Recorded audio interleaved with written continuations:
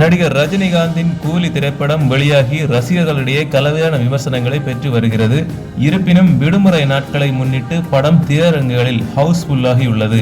சென்னையில் பெரும்பாலான திரையரங்குகள் நிரம்பி வழிகின்றன. அதேபோல மற்ற எந்த படங்களும் தற்போது இல்லாததால் கூலிக்கான திரைகள் எண்ணிக்கை அதிகரிக்கப்பட்டுள்ளன.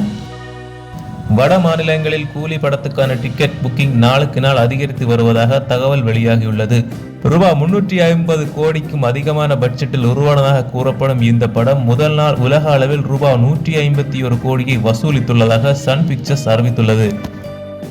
இதன் மூலம் தமிழ் சினிமாவில் அதிகபட்ச ஓப்பனிங் வசூலான லியோ படத்தின் ரூபாய் 141 கோடியை கடந்துள்ளது கூலி. இரண்டாம் நாளான வெள்ளிக்கிழமை நல்ல வசூலை ஈட்டியதாக தகவல் வெளியாகியுள்ளது. அதன்படி இந்தியாவில் மட்டும் படம் ரூபாய் 100 கோடியை கடந்துள்ளதாக கூறப்படுகிறது. உலக அளவில் ரூபாய் 250 கோடி வசூலானது.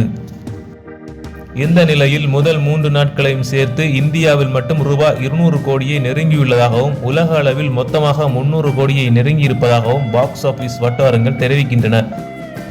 விடுமுறை நாட்களுக்கு பின் படத்தின் பாக்ஸ் ஆபீஸ் வசூல் எப்படி இருக்கும் என்பதை பொறுத்து கூலியின் மொத்த வசூல் சாதனை தெரிய வரும். ரஜினியின் ஜெயிலர் திரைப்படம் ரூபாய் 650 கோடிக்கும் அதிகமான வசூலை ஈட்டியதாக கூறப்படுகிறது.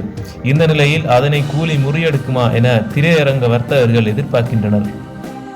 இதனிடையே ஹிருத்திக் ரோஷன் நடிப்பில் உருவாகியுள்ள வார் 2 திரைப்படமும் ஆகஸ்ட் 14ஆம் தேதி திரையரங்குகளில் வெளியானது. இதில் தெலுங்கு நடிகர் ஜூனியர் NTR முக்கிய கதாபாத்திரத்தில் நடித்துள்ளார். ஆதித்யா சோப்ரா தயாரித்துள்ள இந்த படம் பெரும் எதிர்பார்ப்பை ஏற்படுத்தியுள்ளது. ஆனால் எதிர்மறை விமர்சனங்களால் பாக்ஸ் ஆபீஸில் வசூல் பாதிக்கப்பட்டுள்ளதாக தெரிவிக்கப்படுகிறது. அதன்படி வெளியான 3 நாட்களில் உலக அளவில் ரூபாய் 220 கோடிக்கும் அதிகமான வசூலை ஈட்டியிருப்பதாக கூறப்படுகிறது. கூலி படத்தின் வசூல் ரூபாய் 300 கோடியை நெருங்கும் நிலையில் அதற்கு போட்டியாக வெளியான வார் 2 திரைப்படம் பின்தங்கியுள்ளது. நன்றி நண்பர்களே. இது போன்ற சினிமா தகவல்களை தெரிந்து கொள்வதற்கு எங்களுடைய யூடியூப் சேனலை சப்ஸ்கிரைப் செய்யுங்கள்.